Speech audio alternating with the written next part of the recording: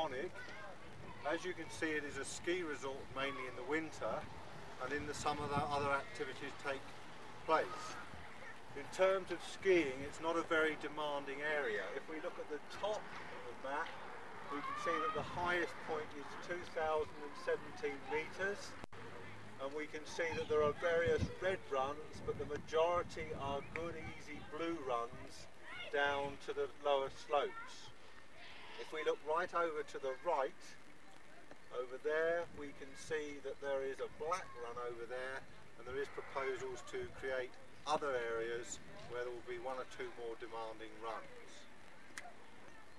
Although there was one or two old buildings, which were the original old hotels in Kopaonik, the main complex is a purpose-built complex, very similar to the French or other ski resorts, skiing complexes. The only thing about this one is that it does appear to have a greater architectural merit than some of the earlier ones in the French Alps. If you have a look now at some of the detail, you can see that it is constructed of concrete under a wooden slatted roof rather than the traditional shingles that you would have found in places like Canada several years ago. In front of us we can see a swimming pool in that octagonal building. That is the only swimming pool currently in Kopaonik. It is joined to the Atlas Hotel, which forms also part of the complex. We're now going to have a look at some of the other developments which are taking place, and we will see the new big leisure centre and the proposed new swimming pool. Here we have the new swimming complex and sports centre. As you can see, it's well under construction at the moment, and they're putting in these big arched beams which in fact will carry the weight of the roof.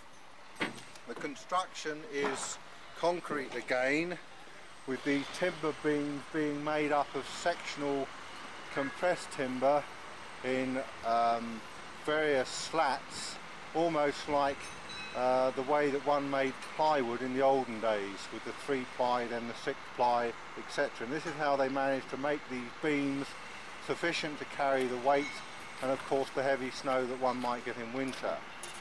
If we in a moment have a look at the concrete construction, you will see that it's reinforced concrete with the metal steel rods, but with some insulation on the outside.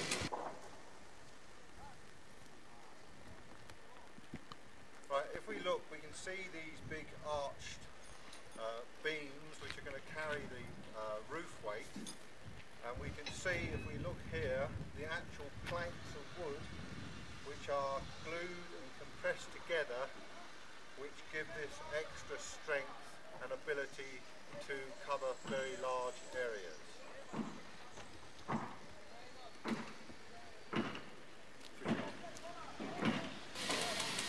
Okay, we can see the inner beam of concrete with some of the reinforcing rods in it.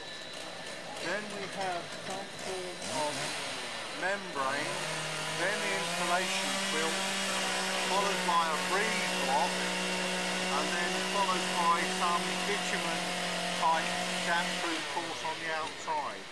So a fairly big construction, but following the same pattern that we would expect to find in Britain. Now if we look along the wall, we can see that this is continued, and on the next step we can see the actual iron reinforcing rods coming right out of the concrete.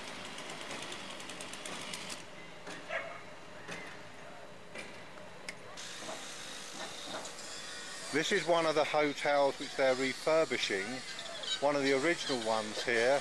As you can see, it's a hive of activity. They are completely redoing the whole of the inside and a lot of the weathering work on the outside. Unfortunately, some of the old materials that were used were asbestos, and we can see some of these asbestos tiles in a moment. As you can see, some of the old roof coverings were these like Roman interlocking tiled shaped tiles, but in fact they are made of asbestos sheeting, very similar to the asbestos tiles that we had on bungalows etc. between the walls. The only thing is what they do here is that they tend to paint these tiles red. These ones have not been painted, but I will show you ones which have been in a moment, and you will see that unfortunately they're not very good in terms of weather resistance, because the red colouring or whatever roof colouring they put on tends to get washed off. If we now have a closer look at the tile, you can see its construction.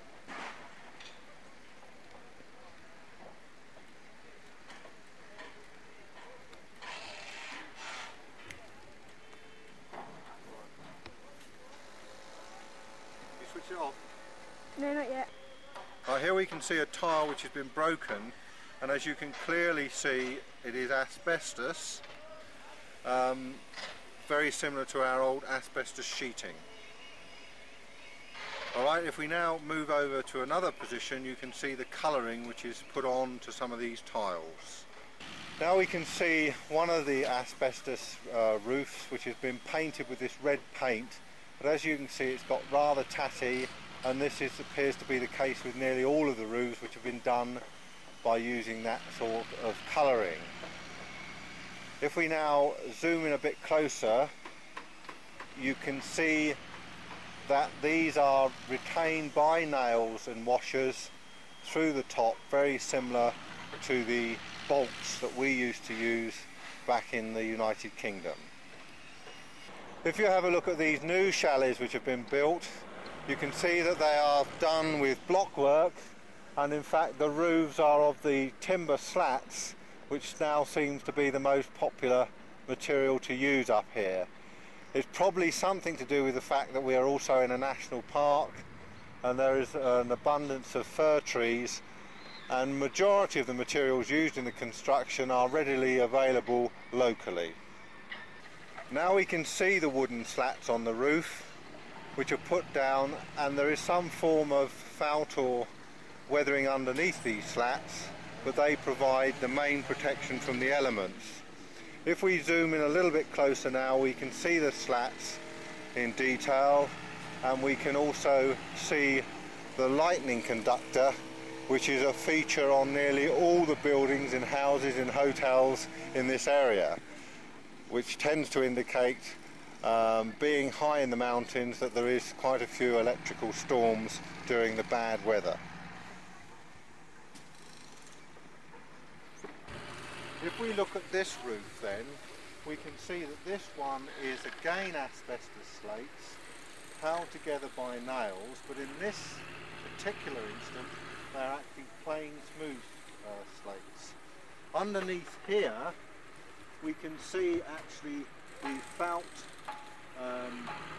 which provides the under weather protection, and with some tin which provides a firm detail at the end. If we now move over to the valley between the changing roof plates, we can see that this is a form of tin, probably coated in zinc, although it feels more like tin to me. And we can see that it's poorly made, and not in one continuous bit, but small bits slightly overlapping one another. One of the chairlifts, which is out of action obviously in the summer months, although there is one chairlift which we might see later, which takes people up to the top of the mountain for walking purposes, but the majority of chairlifts, drag lifts, etc. are taken down in the summer and stored. We can see here that the storage of their chairlifts in the summer doesn't have a very high priority. And if we can zoom in now, you can see that they've just laid them down on the ground, but with some bag or polythene cover over the end of the chairlift, the bit that actually joins the cable, because this is an important part which they would not want to allow to get rusty or damaged, because it is really where the safety of moving in a chairlift is of paramount importance. Right now we can see the magnitude of the development which is being undertaken here at Kopaonik. You can see the hotel that is being refurbished, quite a nice feature to the hotel front facing up the slopes.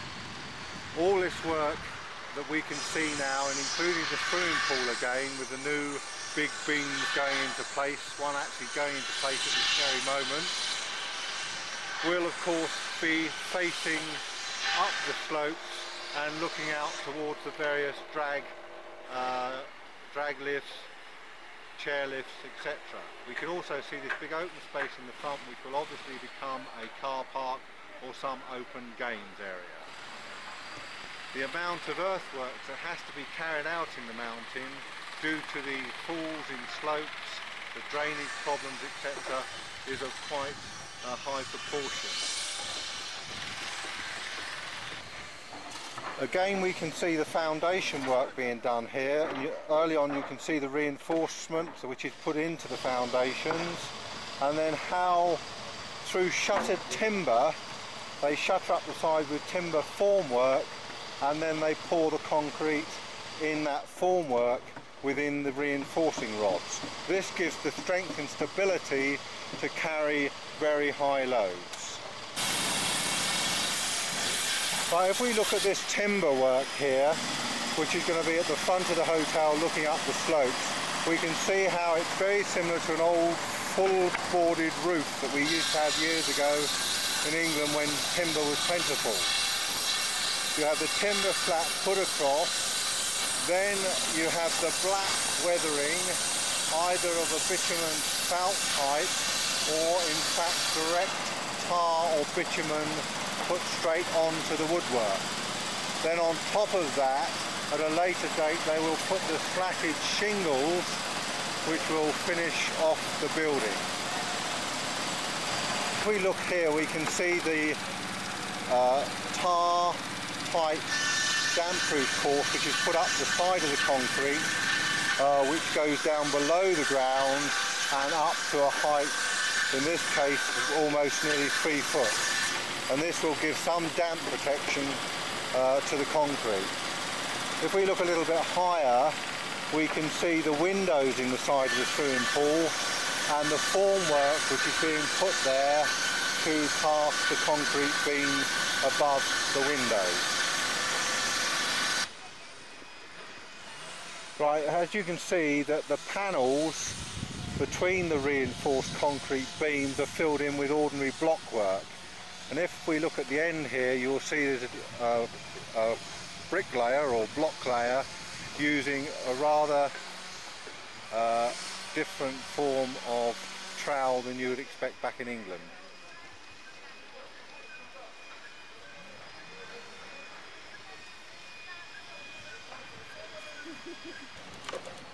Now we're inside the swimming pool and we can see the structure taking shape. We can see the beams which are made up of those slats of timber to cover the large span. We can see the very scanty scaffolding in the middle. This is a typical thing in Yugoslavia. Health and safety at work doesn't seem to rate very high on their priority list.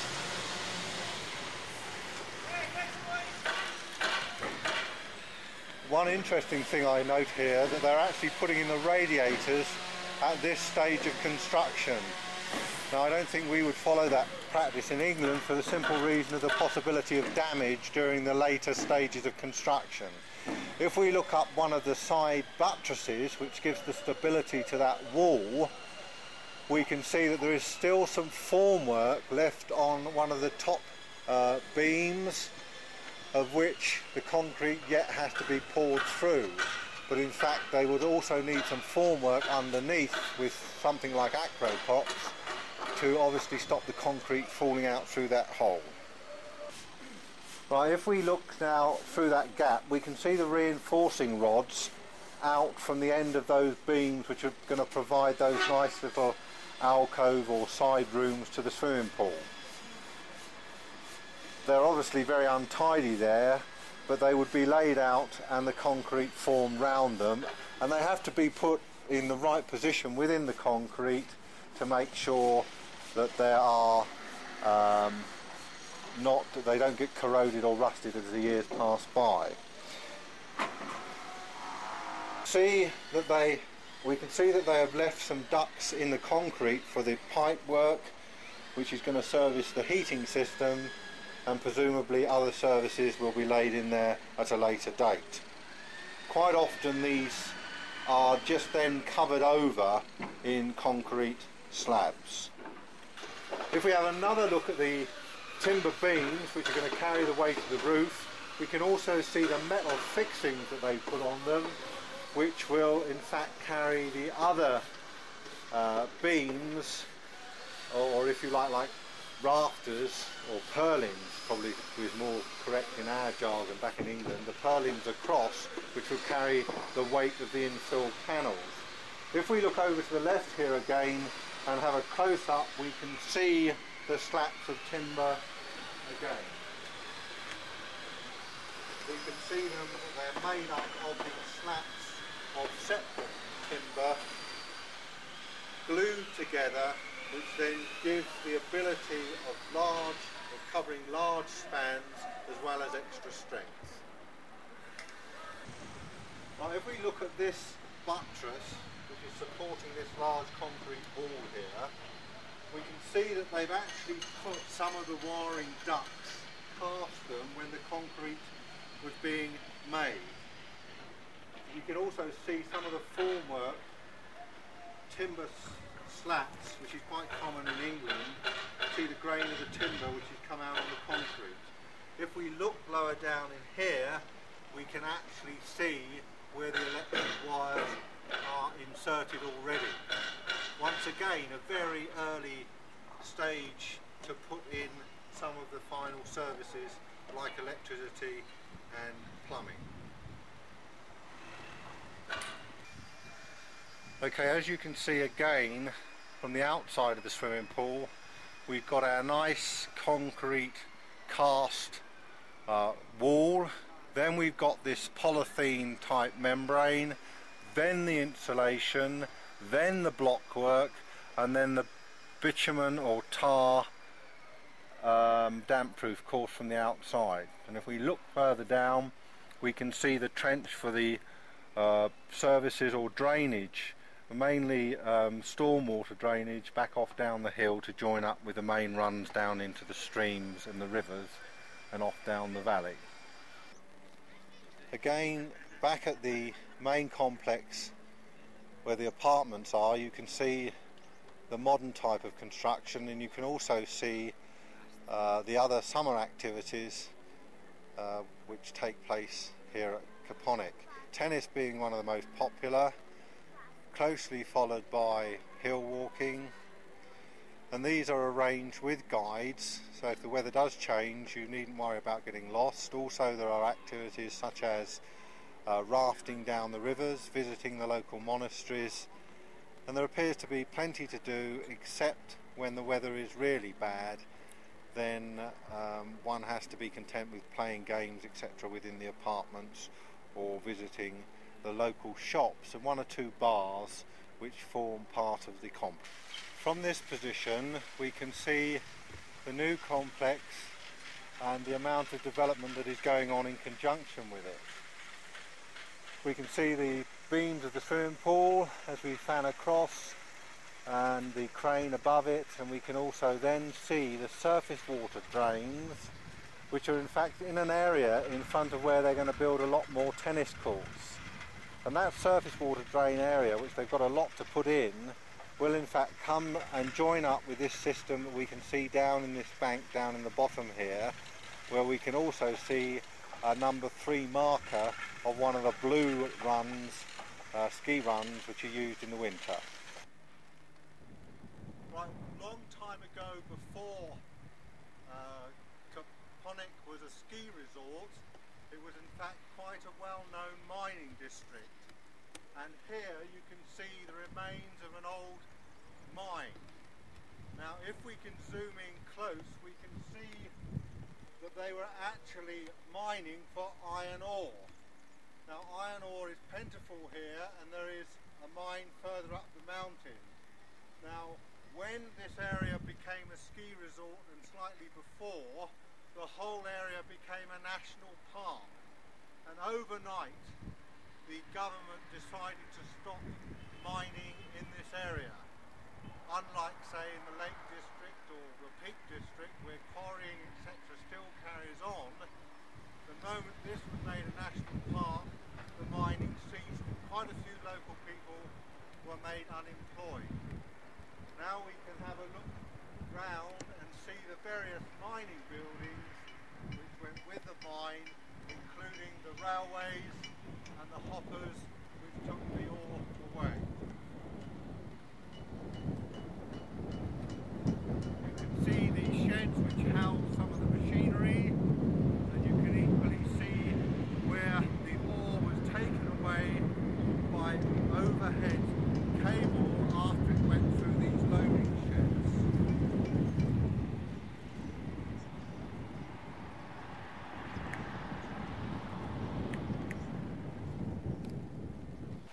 And inside here we can see the entrance to the old mine and the railway lines going into it, and one wonders what sort of hive of activity actually was going on here in a few years gone by. As we can see, one of the engines has been left here, just as though it was completely abandoned and disregarded almost overnight.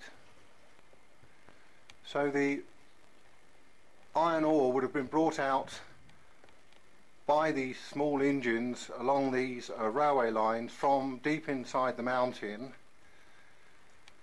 and it would have been brought out to a level where it would have been unloaded down onto the conveyor belts, which would then lift it up through covered areas and onto hoppers which were hanging from cables to take it away off down the mountains to where it would be taken away and made into iron. In fact, we have to be careful here because we're coming to the area where it would have been offloaded and dropped down this big hole,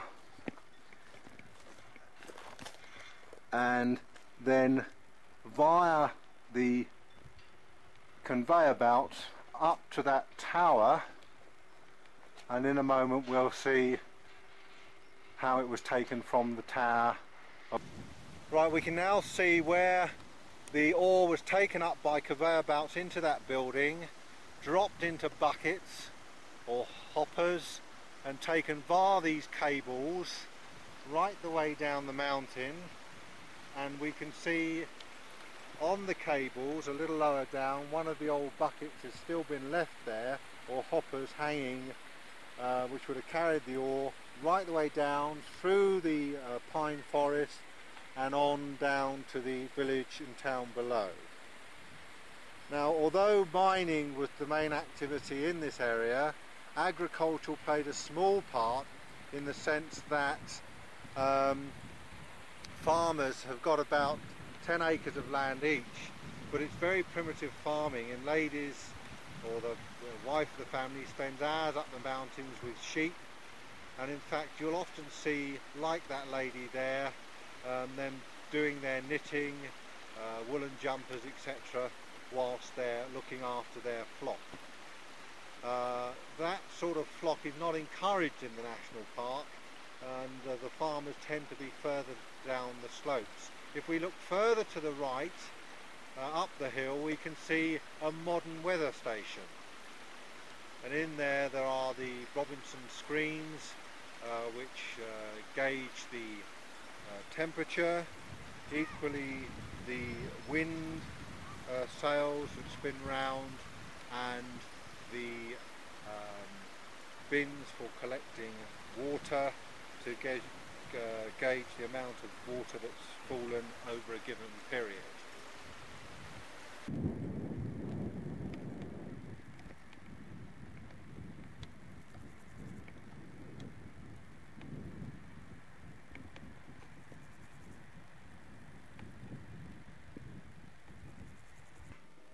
This is our room, 407. You'd like to come in?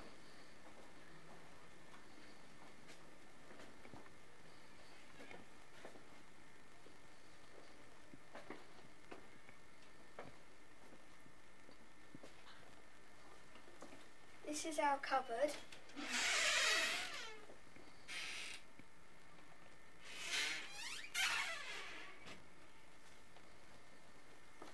This room is bigger than the others because we have 3 people in our room, and that's because all the others have normally got 2 in.